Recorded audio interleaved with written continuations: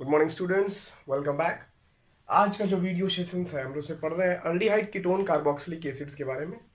और aldehydes ketones के बारे में हम लोग पढ़ चुके हैं, उनके मेथड्स ऑफ प्रिपरेशंस भी देख लिए हैं, केमिकल प्रॉपर्टीज भी देख लिया हमने, केमिकल रिएक्शंस भी देख लिया।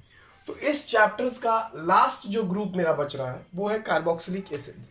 अब आज का जो वीडियो सेशन है या आज के बाद का जो 2-3 वीडियोस हम लोग करेंगे, अपलोड होगा, वो मेरा किस टॉपिक के लिए होगा? कार्बोक्सिलिक एसिड्स के लिए होगा।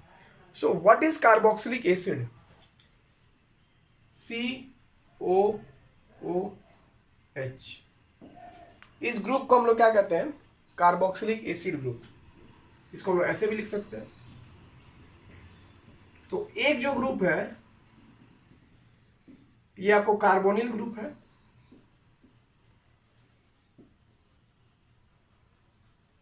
और दूसरा जो ग्रुप है आपको OH। OH क्या है? Alcohol.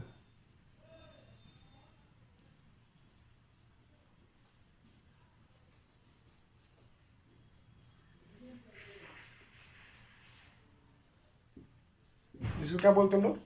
Hydroxy group. So carboxylic acid दो ग्रुप का मिक्सचर है, एक तो है कार्बोनिल ग्रुप का और दूसरा है हाइड्रोक्सी ग्रुप का। ये हो गया मेरा कार्बोक्सिलिक एसिड के स्ट्रक्चर के बारे में, उसकी जानकारी के बारे में। Now what is the IUPAC name for the carboxylic acids? IUPAC nomenclature हम कार्बोक्सिलिक एसिड्स का कैसे करेंगे वो देखते हैं।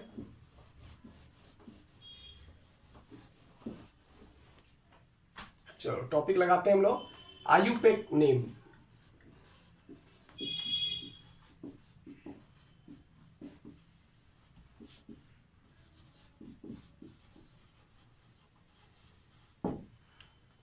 सफिक्स में ओइक एसिड जोड़ा जाता है, ये तो पता ही है। सफिक्स में क्या जोड़ते हैं हम लोग? Oic acid. नॉर्मल ग्रुप तुमको स्टार्ट होता है N=1 से, सबसे smallest HCOOH, smallest carboxylic acid जिसका नाम होता है मिथेनोइक एसिड।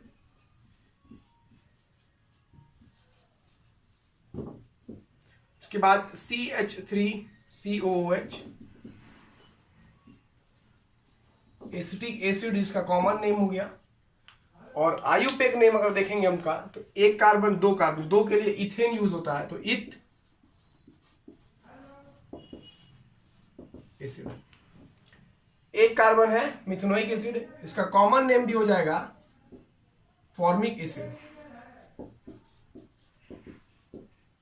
क्या हो जाएगा? Formic acid. CH3CH2COH, एक कार्बन दो कार्बन तीन कार्बन, नाम हो जाएगा प्रोपेनोइक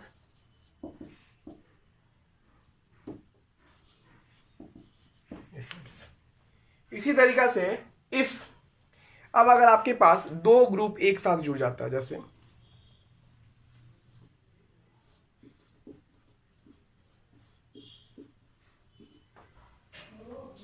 एक ही कंपाउंड में दो कार्बोक्सिलिक एसिड ग्रुप जुड़ गया, तो इस कंपाउंड का नाम हम लोग कैसे लिखेंगे? इसका कॉमन नेम आपको पता है, ऑक्जेलिक एसिड कहते हैं इसको। ऑक्जेलिक एसिड बोलेंगे, क्या बोलेंगे इसको? Oxalic acid. और IUPAC नेम हो जाएगा, दो कार्बन है तो इथेन 1,2 डाई ओइक एसिड बोल सकते हैं, इथेन डाई ओइक एसिड बोल सकते हैं।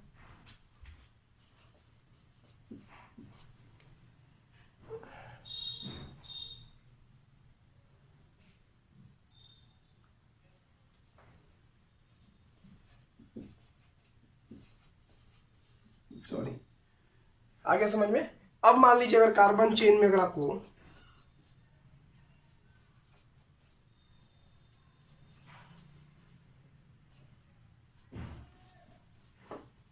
ऐसा कोई कंपाउंड अगर दिया हुआ है, तो कितना कार्बोक्सिलिक ग्रुप है? 1 2 3 कार्बोक्सिलिक ग्रुप है, तो उसका नाम कैसे लिखेंगे? Select the longest carbon chain. पहले लॉन्गेस्ट कार्बन चेन हम लोग को लेना पड़ेगा। सो 1 2 3 4 5, या फिर 1 2 3 4, 4 कार्बन हो गया और चारों पर एक एक कार्बोक्सिलिक ग्रुप जुड़ा हुआ है, तो नाम लिख सकते हैं इसका हम ब्यूटेन, 1 2 4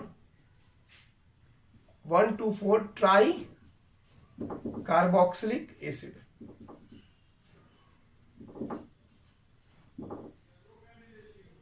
ब्यूटेन 1 2 4 1 ये हो गया, 2 ये हो गया, 4 ये हो गया, 1 2 4 ट्राई कार्बोक्सिलिक एसिड। ठीक है, तो ये हो गया मेरा IUPAC नोमेनक्लेचर। अब मान लीजिए इसके ऊपर अगर बेंजीन रिंग जोड़ दिया जाए,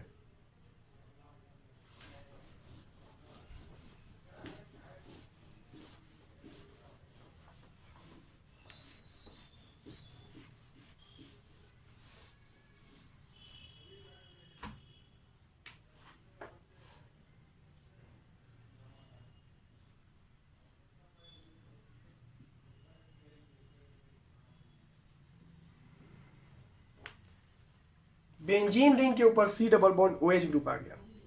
सो इस कंपाउंड का नाम हम लिख सकते हैं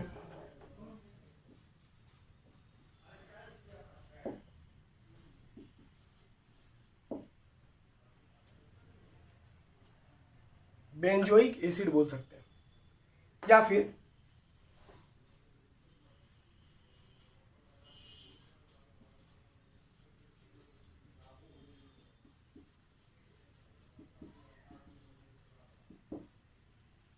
बेंजीन कार्बोक्सिलिक एसिड भी बोल सकते हैं।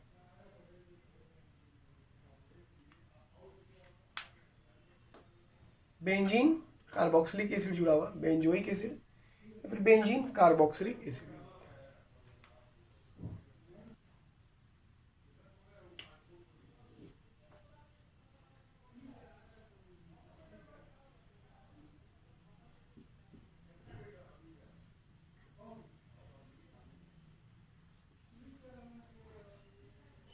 बेंजीन रिंग एक CH2 ग्रुप है, साथ में C double bond OH group है। तो इसका नेम हम कैसे लिखेंगे? तो select the longest carbon chain. तो इस केस में ये बेंजीन आपको साइड चेन की तरह काम करेगा और नेमिंग करेंगे 1, सेकेंड कार्बन पर है 2 phenyl 1 2 ethanoic acid. 2 phenyl, 2 carbon पर एक बेंजीन रिंग जुड़ा है, 2 phenyl 1 2 2 carbon ethane oic acid. आगे समझ में? इसी तरीका से अगर 2 बेंजीन रिंग के ऊपर अगर 2 कार्बोक्सिलिक एसिड ग्रुप जुड़ गया है,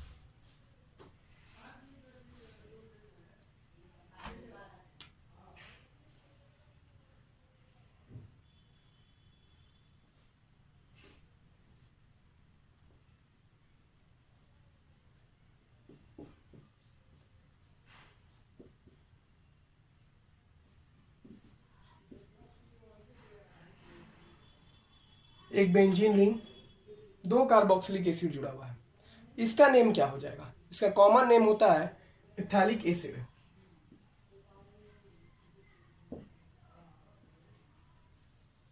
और इसका आयुपेक नेम क्या लिखेंगे? ये हो गया common name.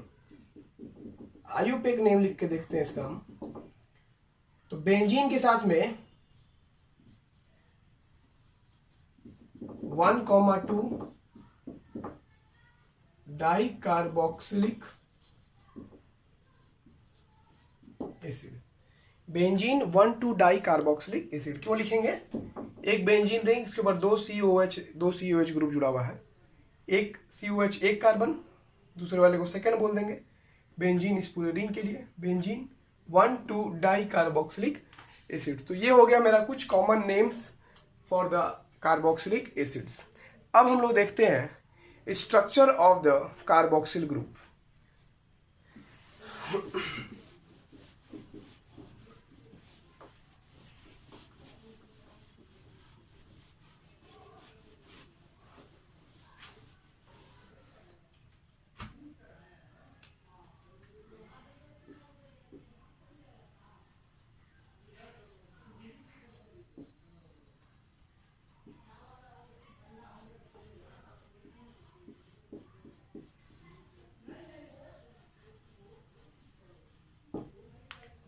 Structure of carboxyl group. So अगर हम स्ट्रक्चर बना के देखें, समझते हैं। C double bond O H, carboxylic acid का यही स्ट्रक्चर हो जाएगा। अगर इसको हमें मान लो H को अगर बॉन्ड दिखाना है तो ऐसे दिखा सकते हैं। तो कार्बन से इलेक्ट्रोनेगेटिविटी ऑक्सीजन की ज्यादा है, तो जाहिर सी बात है इलेक्ट्रॉन कार्बन से ऑक्सीजन की तरफ ट्रेंड कर जाएगा और O के ऊपर निगेटिव चार्ज आ जाएगा और कार्बन के ऊपर पार्शियल पॉजिटिव चार्ज डेवलप होना शुरू हो जाएगा। ठीक है, अगला स्टेप में होगा क्या,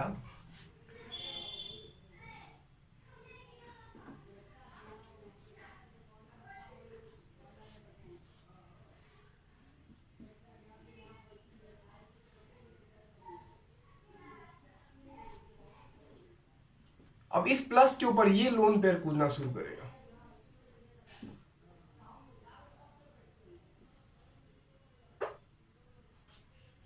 ये लोन पेयर आपको कूदना शुरू करेगा। फिर क्या होगा,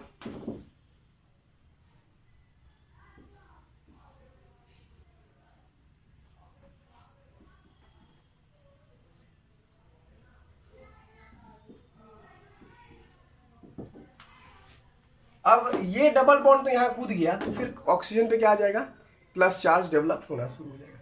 यानी कि इलेक्ट्रोफिलिसिटी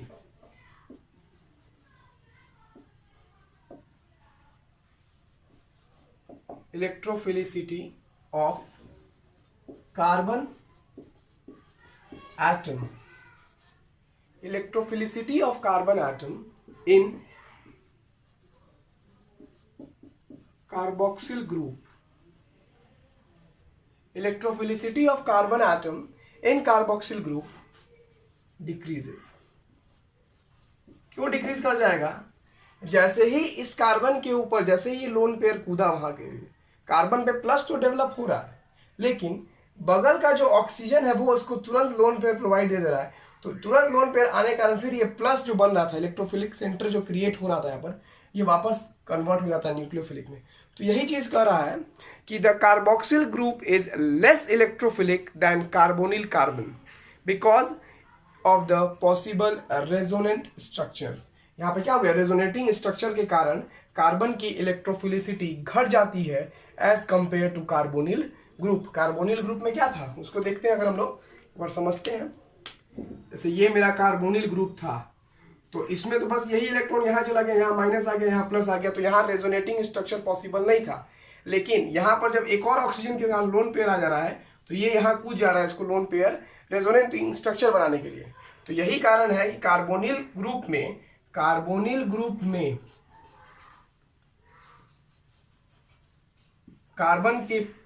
कार्बन हैज इलेक्ट्रोफिलिसिटी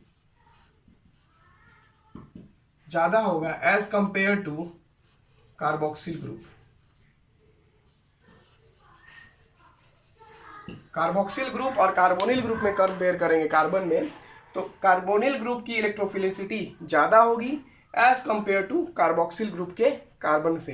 क्यों, क्योंकि कार्बोक्सिलिक एसिड में आपको रेजोनेटिंग स्ट्रक्चर हो रहा है, जिसके कारण कार्बोक्सिल ग्रुप में इलेक्ट्रोफिलिसिटी ऑफ कार्बन डिक्रीज कर जाता है। अब दूसरा बात आया कि ये जो मेरा कार्बोक्सिल ग्रुप है ये भी एक ही प्लेन में लाई करता है और इस दोनों के बीच का एंगल भी 120 डिग्री का ही होगा। कितना होगा, 120 डिग्री का। आगे बात समझ में। तो ये था मेरा स्ट्रक्चर ऑफ कार्बोक्सिल ग्रुप के बारे में। अगले वीडियो में हम लोग प्रिपेयर करेंगे methods of the preparation of carboxylic group. So आप इसको पढ़ के आइएगा, methods of preparation of carboxylic acids. Thank you.